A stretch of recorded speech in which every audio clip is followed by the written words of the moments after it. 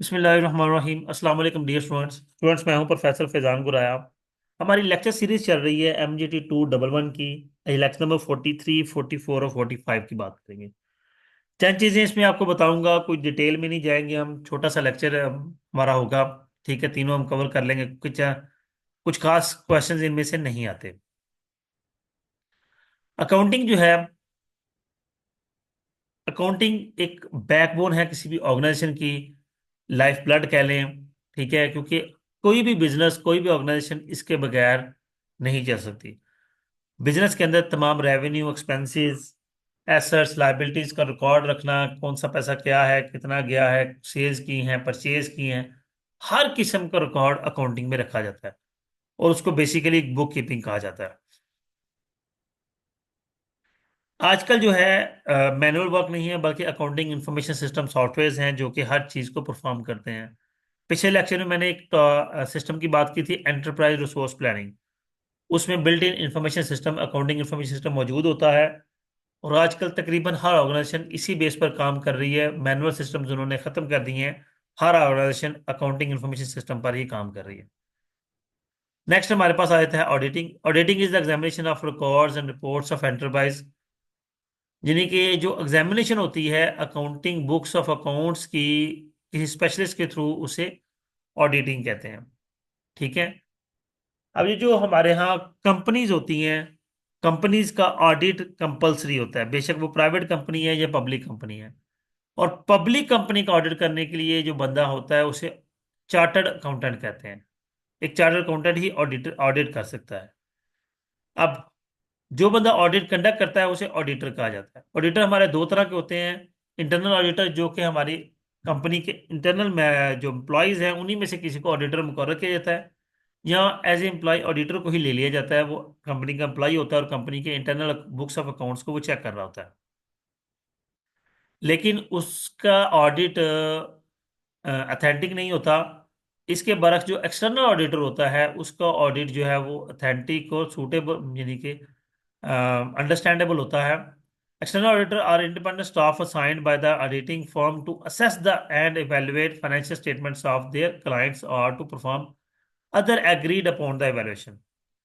यानी कि external auditor जो है वो एक इंडिपेंडेंट स्टाफ है, असाइन किया जाता है मुख्तलिफ किस्म की वैल्यूएशन के लिए। Use of accounting information system, business managers and management, set goals, develop plan, set budget. ठीक है, अकाउंटिंग सिस्टम्स का मकसद क्या है? प्लान्स बनाने, गोल सेट करने, बजट्स क्रिएट करने। ठीक है।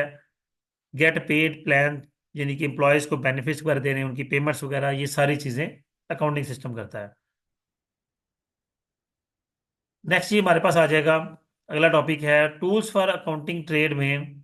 अब यहाँ पे थोड़े से अकाउंटिंग क्वेश्चन के बारे में बात कर रहा है वो, कि एसेट्स इक्वल होते हैं liabilities plus honours equity. Asset दो तरह के होते हैं, एक टेंजिबल एसेट है, स्पेलिंग गलत लिखे हुए हैं, ई से आता है, A++EC, ET, sorry, A++ET, asset. ऐसे एसेट जिनको हम देख सकते हैं, टच कर सकते हैं, महसूस कर सकते हैं, वो टेंजिबल होंगे। और जिनको नहीं देख सकते, जैसे कॉपीराइट्स हैं, ट्रेडमार्क है, गुडविल है, उसे हम नहीं देख सकते, तो वो इंटेंजिबल एसेट्स होंगे। लायबिलिटी होती है debts and obligations of the business. किसी भी बिजनेस पर जो कर्जे वगैरह हैं, जो जो जिम्मेदारियां हैं, पेबल्स हैं, वो कंपनी की लायबिलिटी कहलाती है। ऑनर्स इक्विटी, जो पैसा मालिक का होता है, उसे ऑनर्स इक्विटी कहा जाता है। उसके बाद हम आ जाएंगे फाइनेंशियल स्टेटमेंट्स पे। फाइनेंशियल स्टेटमेंट सबसे पहली है बैलेंस शीट। बैलेंस शीट का काम बेसिकली क्या होता है? इसे इक्वलाइज करना है एसेट्स को। और हम यहाँ पे अगर लिखते हैं तो ये आ गया जी। बैलेंस शीट जो है, एसेट्स को हम डिक्लेयर करते हैं इक्वल है लायबिलिटीज, अभी पढ़ के आए हम पिछले पिछले पेज पे, प्लस ऑनर्स इक्विटी, इसको कैपिटल भी कहते हैं। ठीक है, बैलेंस शीट का मतलब ये होता है कि हमें बैलेंस करना है एसेट्स में और ऑनर्स इक्विटी में, यानी लायबिलिटीज और ऑनर इक्विटी। अब बैलेंस शीट का टाइटल, एसेट लायबिलिटी, इन चीज़ों की जरूरत नहीं है, ये एक बैलेंस शीट बनी हुई है। ठीक है, इसकी डिटेल हम डिस्कस नहीं करेंगे, जरूरत नहीं है। जी, नेक्स्ट आ जाए, हमारे पास आ गया फाइनेंशियल मैनेजमेंट। अब बैलेंस शीट हम देख के आए, अब हम देखेंगे इनकम स्टेटमेंट की बात करेंगे। इनकम स्टेटमेंट हमारे रेवेन्यूज को, हमारी सेल्स को, हमारी इनफ्लोज को, हमारी अर्निंग जो अर्न हम करते हैं उसको और एक्सपेंसेस को कंपेयर करने के लिए होती है। यानी कि रेवेन्यूज में से हम अपने एक्सपेंसेस को माइनस करते हैं और हमें मिलता है प्रॉफिट।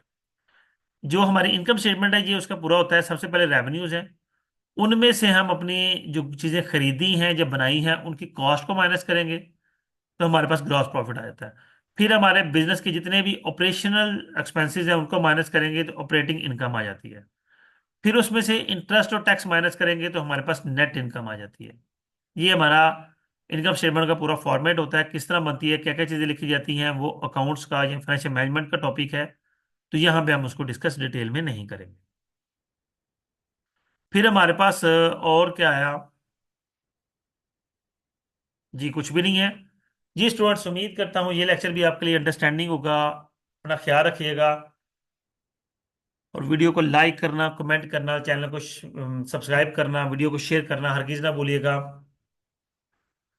और इसके साथ साथ एक और चीज़ आपको बताता चलूँ कि नेक्स्ट इंशाल्लाह लेक्चर्स तो हमारे कंप्लीट हो गए हैं। अब जो जो इंपॉर्टेंट क्वेश्चंस हैं, लॉन्ग क्वेश्चन, शॉर्ट क्वेश्चन, जो जो एमसीक्यूज हैं, वो इंशाल्लाह उसकी वीडियोस अपलोड की जाएंगी। अपना ख्याल रखिएगा। अल्लाह हाफिज़।